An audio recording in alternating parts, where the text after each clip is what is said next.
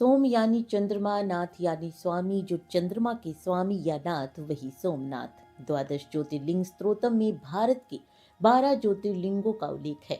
ज्योतिर्लिंग का वर्णन इस पंक्ति से शुरू होता है कि सौराष्ट्र सोमनाथम चह, यानी ज्योतिर्लिंगों में सबसे पहले सोमनाथ का उल्लेख आता है। हृदय और आस्था के गौरव सोमनाथ मंदिर पर आक्रमण के 1000 वर्ष पूरे हो रहे हैं और संयोग से 2026 में सोमनाथ मंदिर के पुनः निर्माण के 75 वर्ष पूरे होने का भी वर्ष है। 11 मई 1951 में मंदिर का पुनर्निर्माण संपन्न हुआ था। आपको बता दें कि दुर्भाग्यवश सोमनाथ मंदिर, जो करोड़ों लोगों की श्रद्धा और प्रार्थनाओं का केंद्र था, विदेशी आक्रमणकारियों का निशाना बना, जिनका उद्देश्य विध्वंस कर इसे ध्वस्त करना था। जनवरी 2026 में गजनी के महमूद ने इस मंदिर पर बड़ा आक्रमण कर इसे ध्वस्त कर दिया। सोमनाथ मंदिर को कुल 17 बार नष्ट किया गया, फिर भी 1000 साल बाद यह मंदिर पूरे गौरव के साथ खड़ा है। वर्तमान में जो मंदिर खड़ा है, उसके पुनर्निर्माण का पवित्र दायित्व सरदार वल्लभ भाई पटेल के सक्षम हाथों में आया।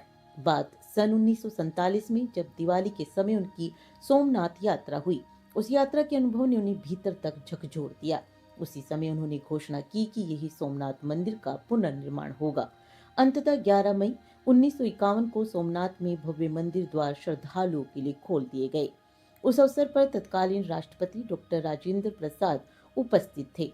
महान सरदार साहब इस ऐतिहासिक दिन को देखने के लिए जीवित नहीं थे, लेकिन उनका सपना राष्ट्र के सामने साकार हुआ और भव्य रूप में उपस्थित था। तत्कालीन प्रधानमंत्री पंडित जवाहरलाल नेहरू इस घटना से ज्यादा उत्साहित नहीं थे।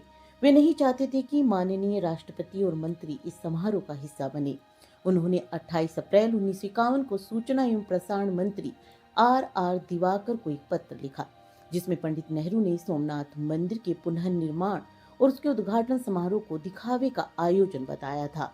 साथ ही इसे भारत की वैश्विक छवि के लिए हानिकारक माना था। लेकिन राजेंद्र बाबू अडिग रहे और फिर जो हुआ उसे एक नया इतिहास रचा गया। मंदिर पुनर्निर्माण विरोधी ये पत्र किसी किताब में नहीं है, बल्कि पंडित नेहरू के निजी पत्रों, सरकारी पत्राचार और कैबिनेट नोट के रूप में मौजूद है। सोमनाथ मंदिर का कोई भी उल्लेख के.एम. मुंशी के योगदानों को याद किए बिना अधूरा है। उन्होंने उस समय सरदार पटेल का प्रभावी रूप से समर्थन किया था। सोमनाथ पर उनका कार्य, विशेष रूप से उनकी पुस्तक सोमनाथ द शाइन इंटरनल, अवश्य पढ़ी जानी चाहिए।